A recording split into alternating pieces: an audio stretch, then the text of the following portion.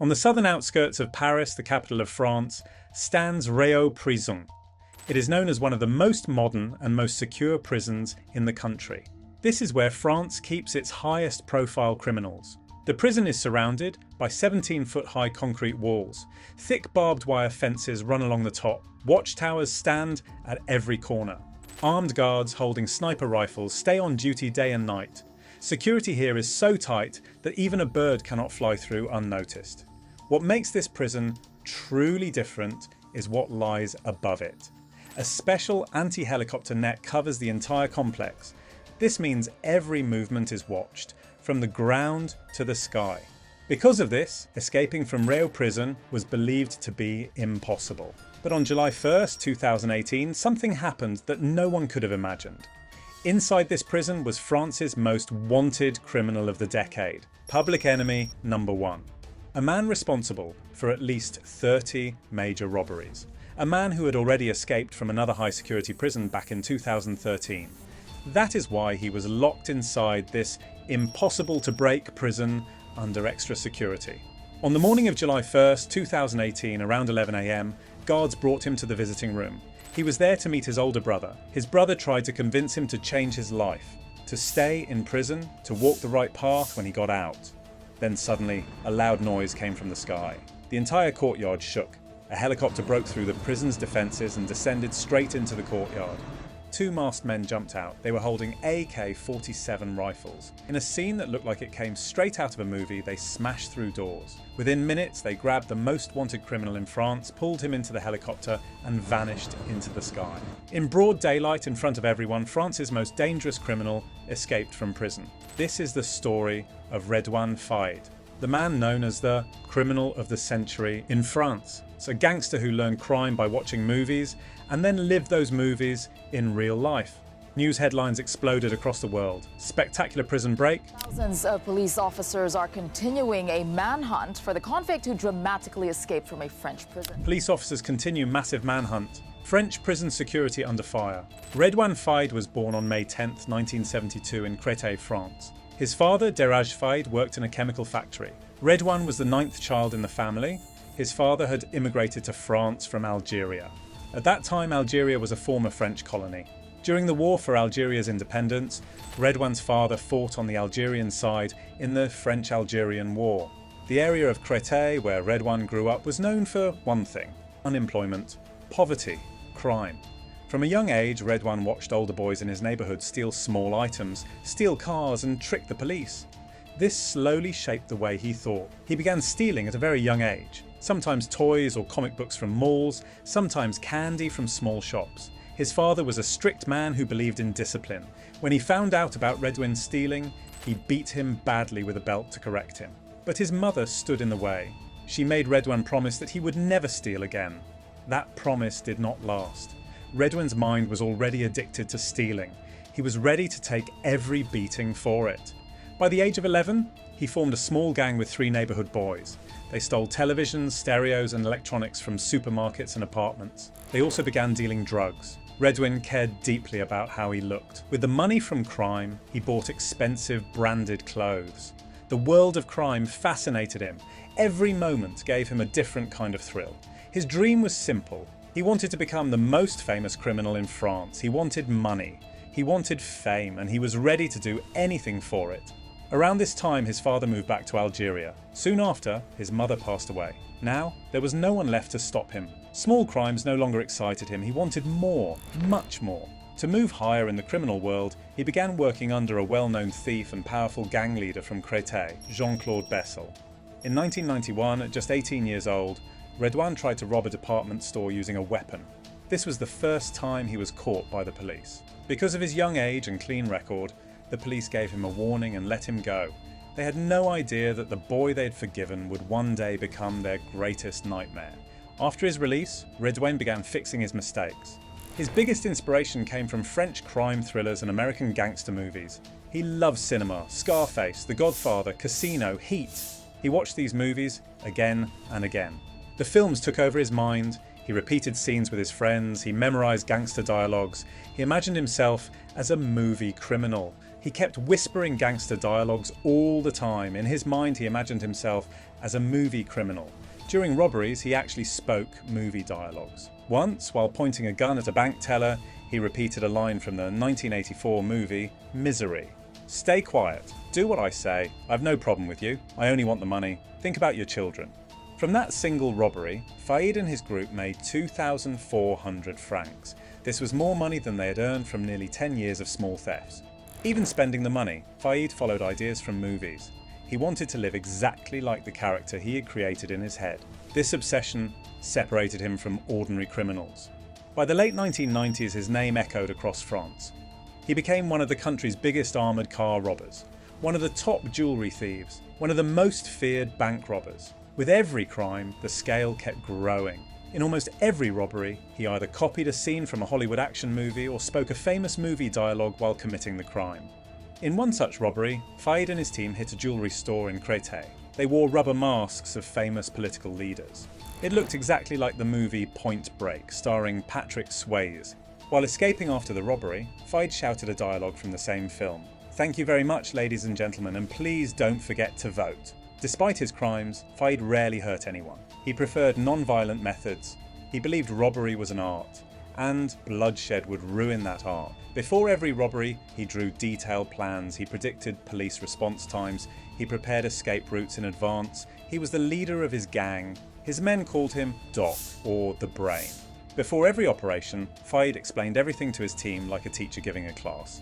In 1995, Michael Mann's movie Heat was released. It was also about gangsters. Faid loved this film so much that he watched it more than 100 times. He absorbed every scene, every dialogue, every movement. 2 years later, in 1997, Faid and his partners attacked an armoured truck. They wore hockey masks. It was exactly like the famous robbery scene in Heat, where Robert De Niro's gang strikes. After taking control of the truck, they began loading cash and gold into their vehicle. But there was too much money. Before they could finish, the police arrived. Gunfire broke out from both sides. Somehow Faid and his gang managed to escape. After this incident, police went after him relentlessly. Faid realised France was no longer safe for him. He fled first to Switzerland, then to Israel. For nearly 2 years he kept fooling the police, but in 1998, French authorities finally tracked him down. He was brought before the court. The court sentenced him to 30 years in prison. He was sent to Moligny prison. Even in prison, he lived as if he were at home, relaxed, confident. Faid was also a master with words. He could influence anyone with his talk. His charm worked not only on other prisoners, but even on prison guards. Because of his good behaviour, he served only 10 years. In 2009, he was released on parole. After his release, one thought kept coming back to him. He was not as famous as he wanted to be. So he decided to write a book about his criminal life. Along with journalist Jérôme Pierrat, he began writing a book titled Outlaw. At the same time, he started appearing in the media. He spoke about his crimes with a heroic touch. He gave one TV interview after another. Again and again, he claimed that prison had changed him. In one interview, he said, "My demons aren't asleep, they are dead." Faid had learned crime from movies. Now he wanted filmmakers to learn from him. He openly said that his experience was important, that if scriptwriters wanted realism, they needed people like him. While building a fan following through interviews, his book Outlaw was published in French in 2009. In the book, he described his robberies like movie scenes. The book became an instant bestseller. Soon, Ridouane Faid was living a celebrity life. People wanted photos with him. They chased his autograph. He had finally achieved what he always wanted. But even then, his mind was restless. Stories of robbery and deception kept spinning inside his head. He could not sit peacefully in one place. Crime pulled him back like a magnet. While he was on TV promoting his book and claiming he was reformed, his gang was secretly planning a major robbery under his guidance. On the morning of May 20th, 2010, his gang set out to rob an armoured truck carrying 16 million euros in cash. The robbery failed. Police chased them. Soon, heavy gunfire erupted from both sides. Among the police team was a 26-year-old female officer, Aurélie Fouquet. She was shot during the exchange of fire. She died on duty. The entire country was shaken. Public sympathy for Aurélie Fouquet was immense. She had become a mother just a few months earlier. Public pressure on the police and government exploded. At her funeral, France's then president, Nicolas Sarkozy, said angrily, "Standing before Aurélie Fouquet's coffin, I promise that armed criminals will be punished with full severity. Even during this time, Fayed appeared on TV shows. He spoke like an expert about the police officer's death. He acted as if the incident had nothing to do with him, but police investigations kept pointing toward one name, Redouane Fayed. While police were searching for him, he committed another robbery. This time near the northern French city of Arras, police increased their numbers. Day and night they hunted him. Finally, in a sting operation, Fayed was arrested along with several accomplices. Police found 2,000 euros in his pocket. The serial numbers matched the money stolen in Arras. He was charged with robbery and the murder of Aurélie Fouquet. Although he had not fired the fatal shot and was not proven to be at the exact scene, prosecutors called him the organiser and instigator. In 2012, the court found him guilty in both cases. He was sentenced to 53 years in prison. He was only 40 years old. For him, this sentence was equal to life imprisonment. Inside the prison, he lived like a hero.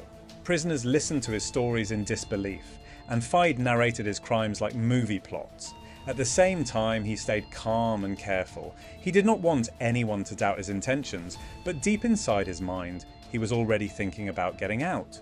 Then came the morning of April 13th, 2013. That day, guards were taking Fayed to meet his brother. He was carrying a small bag in his hand.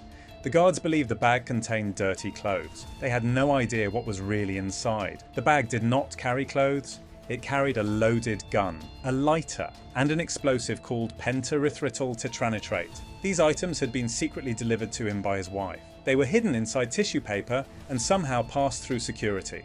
As soon as Fayed reached the visitation chamber, he pulled out the handgun from the bag. To scare the guards, he fired a shot into the ceiling.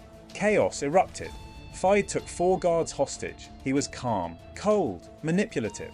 To break their courage, he spoke to them softly. There's no need to be a hero for 1,300 or 1,400 euros. This job isn't worth your life. Think about your family. Think about your children. Then Fayed pulled out a bundle of explosives from the bag. He blasted open one armoured door. To escape, he had to destroy 5 armoured doors. One by one, he blew up 4 more doors. By the time he reached the final gate, security forces had gathered in large numbers. Fayed made his final move. At gunpoint, he forced the hostage guards to stand around him. He used them as human shields. Seeing their own men in front, the snipers could not shoot. Helplessly, they watched as Fayed walked out of the prison. Outside, Fayed marched the guards toward a highway. A car was waiting there. He released 3 guards. He kept one with him until he was sure no one was following. Escaping like this from such a secure prison was a black mark on France's security system.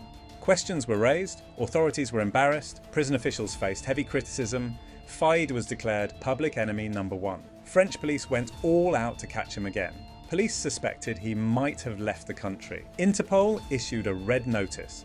The news of his escape spread across the world. For the next 6 weeks, Fayed lived as a free man. He moved from one hotel to another, he changed disguises, he wore wigs. In May 2013, police received a tip. Fayed was hiding in a hotel in Pont-au-Combo, about 13 miles from Paris. Late at night, police surrounded the hotel. They raided it and arrested Fayed once again. For escaping from Sequedin prison, his sentence was increased by 10 more years. His total sentence now became 63 years. This time, authorities sent him to Réau prison. Opened in 2011, Réau was one of the most modern and secure prisons in France. Security here was so strict that even thinking about escape felt like inviting death. The prison was surrounded by 17-foot-high concrete walls.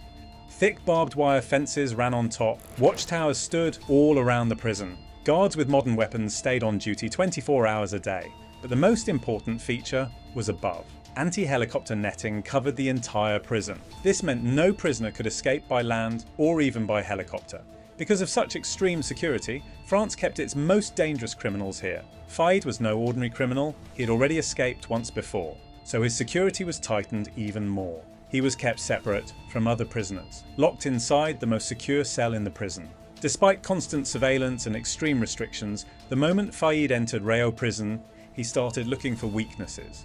Whenever he was taken out of his cell, he carefully observed every camera, every guard, every routine. He searched for loopholes. Outside the prison, his gang was also preparing to free him. By now, Fayed had spent nearly 5 years inside Réau. During this time, he and his gang completed a full escape plan. One day, prison officials noticed a drone flying over the prison. They immediately became suspicious. They feared the drone might be connected to Fayed. that his outside contacts were studying the prison's security. In June 2018, prison officials urgently requested higher authorities to transfer Fayed to another jail, but central administration replied that the transfer would happen in September. They had no idea that by then it would be too late, a decision they would soon regret deeply. On July 1st, 2018, Fayed was brought to the visitation chamber to meet his brother, Ibrahim. Inside, he was calmly talking to his brother. At the same time, not far from the prison, his associates had already begun executing the escape plan. Two men approached flight instructor Stefan Bai. They pretended to be students. They said they only wanted to see how a helicopter is flown. They were even ready to pay €500 for it. Stefan Bai agreed. He seated both men inside the helicopter. Soon, they were airborne. Mid-flight, something felt strange. The two students had changed their appearance. They were now wearing wigs, balaclava masks, and full paramilitary combat gear. Still, Stefan didn't react. He focused on flying. After flying for a while, they asked him to land the helicopter in a nearby field. They told him to shut down the engine. They said another companion was about to arrive. Once the helicopter landed, the two men walked toward the edge of the field, pretending to use the toilet. A few seconds later, he turned around. His heart stopped. The two men were back, and with them stood a third man. All three were pointing AK-47 rifles straight at him. These were not students, they were Redouane Faïd's brother and nephew. Rayo prison was protected with Kevlar cables across most of its roof to stop helicopter attacks. But near the main gate, there was a small, three-sided courtyard without this protection. No modern helicopter could land there, but Stefan's old helicopter could. Its rotor blades were shorter, perfect for tight spaces.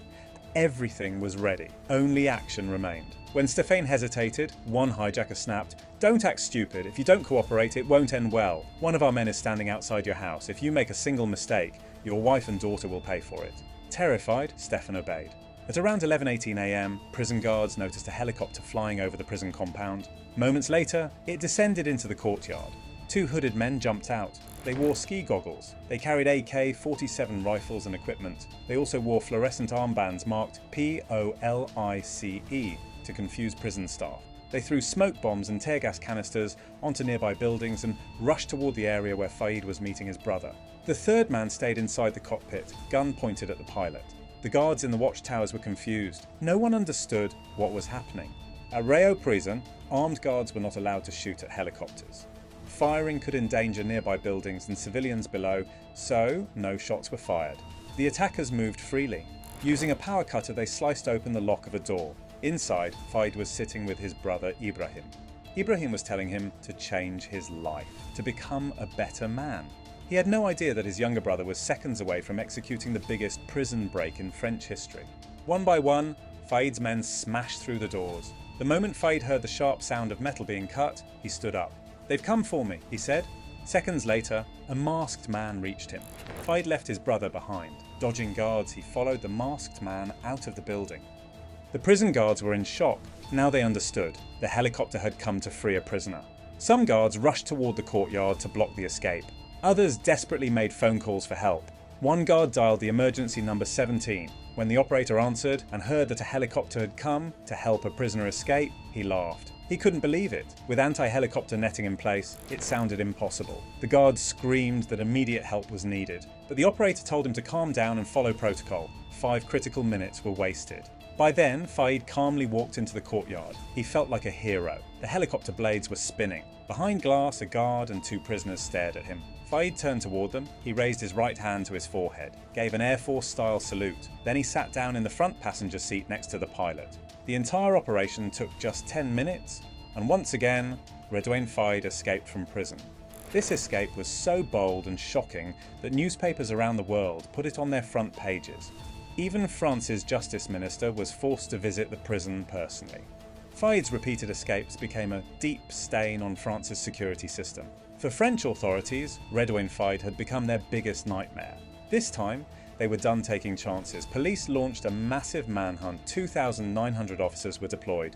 Day and night, they searched without rest.